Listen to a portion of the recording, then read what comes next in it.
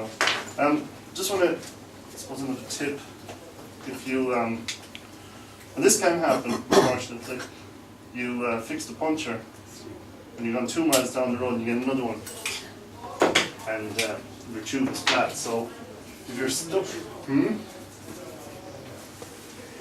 so actually it's impossible to repair these two. See, the patches just fall off. But there's a hole there in that one. So I'm now stuck in the middle of nowhere. I have flat tire and the tube is gone. So there is a trick. You need a multi-tool. What you need to do is find where the hole is. Now if you can't see it, pump it up and you'll hear the air coming out. And if you have a multi-tool, this one has a knife on it. Believe it or not, cut the tire altogether. Or cut the tubes, let's say. This is only now if you're stuck. Okay? That's where the hole was, I cut it. MacGyver. This is the lady trick. And then put a knot in it.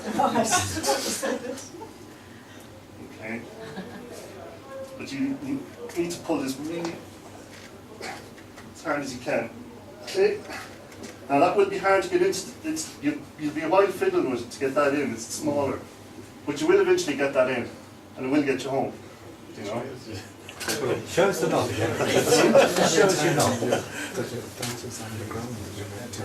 Good idea. Wide away in. But I suppose it's all right to get home.